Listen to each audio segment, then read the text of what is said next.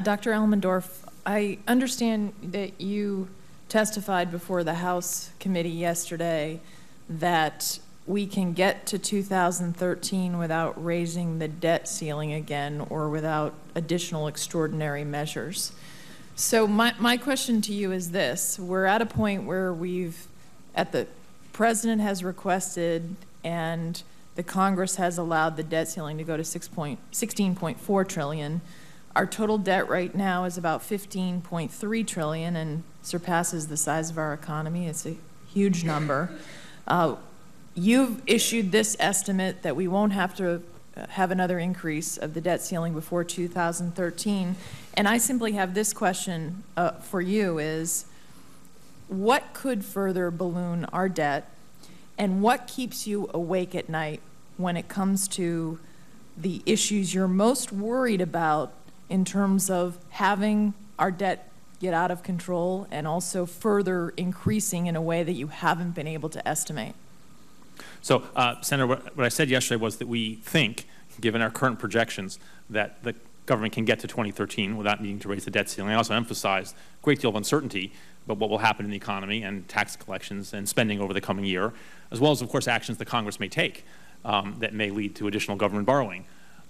So I don't want to, nobody should think that that estimate is somehow cast in stone. It is at the very least conditional on current law and on our current economic outlook. A lot of things keep me awake at night worrying about the state of the federal budget. You're paying me partly to do that. I think a particular risk over the coming decade is that interest rates will rise further and more sharply than we have in the projection. I don't think the risk in interest rates is one-sided. Our projection of interest rates over the second half of the decade is actually well above the interest rates that are implicit in the current prices of Treasury securities being traded in financial markets.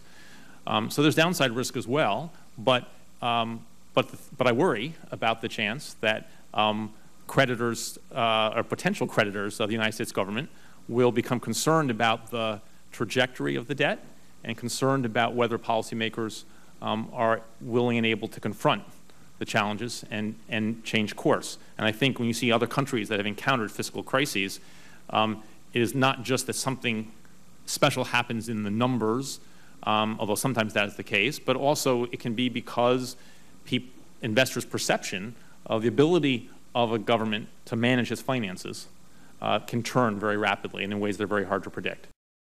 Can you help me in terms of when we talk about the rise in interest rates, just to give us a sense of a number? So let's say the interest rates, excuse me, increase 1%. What does it do in terms of what we have to pay back? You know, and I understand this is an estimate, but if you can give me a sense, just so people in the public understand, I mean, there is an urgency to us addressing our debt because when the interest rates rise, what we have to pay back is so much greater. And we have scuffles around here. Last March, we had a scuffle around here over $60 billion in reductions. And just 1% an increase in interest rates, if you can give us a sense of that, I think it puts in perspective that our scuffles are really minor compared to the issue we have to address. So we do in fact show in the outlook a table of how certain economic changes might affect the budget. And our estimate is that if interest rates were 1 percentage point higher throughout the coming decade, that would add nearly $1 trillion to the cumulative deficit over the decade. It really puts into perspective when we're fighting over reducing spending by $60 billion that we've got to do a lot better around here in terms of the decisions that we have to make. And Senator Ayotte, might I just interrupt and not on your time, but ask the director to repeat that, because I think the question you've asked is so important that that message be understood by those listening, our colleagues, staffs, and people who might be listening via television. If you'd repeat the So our estimates are that if the Treasury interest rates were 1 percentage point higher throughout the coming decade, that would add about $1 trillion to the cumulative deficit over the decade.